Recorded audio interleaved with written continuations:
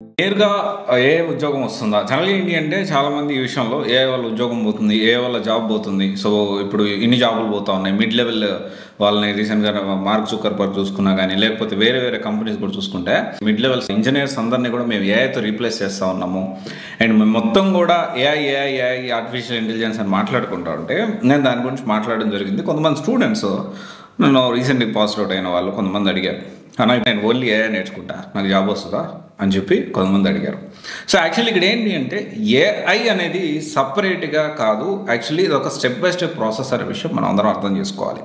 And జనరల్గా ఏంటి అంటే నేరుగా ఏఐ నేర్చుకుంటే ఉద్యోగం వస్తుందా, జాబ్ వస్తుందా అనే పాయింట్.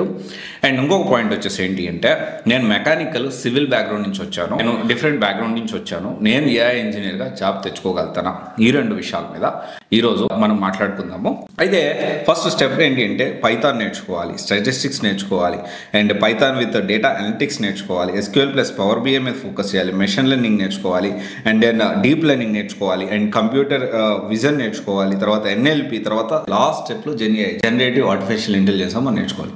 అంటే ఇక్కడ అర్థం చేసుకోవాల్సిన విషయం ఏంటి అంటే టూల్స్ విషయం మనం ఒకసారి చూద్దాము. టూల్స్లో పైథాన్, NumPy, తర్వాత పాండాస్, తర్వాత ఇంకా స్టాటిస్టిక్స్, పవర్ BI, SQL, తర్వాత TensorFlow, Keras, OpenCV, OpenAI, LangChain, Hugging Face and Gemini, ఇలా చాలా టూల్స్ ఉన్నాయి. ఇవన్నీ కూడా కొన్ని ఏఐ టూల్స్ ఉన్నాయి.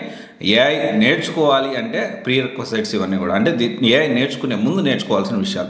అయితే నేరుగా ఏఐ అంటే ఇక్కడ ఏమవుతుందంటే డేటా అనలిస్ట్ అంటే పవర్ BI, SQL ఇలాంటి వాటి మీద ఫోకస్ చేయాలి. And at the same time data సైన్స్లో పార్ట్ అంటే ఈ ఏఐలో పార్ట్ వచ్చేసి data science, machine learning, deep learning ఇవన్నీ కలిపి దీంతోపాటు టూల్స్ ఇవన్నీ నేర్చుకుంటేనే మొత్తం కూడా కలిపి ఏఐ ఇంజనీర్గా లేకపోతే ఏఐ మనం నేర్చుకున్నట్టు.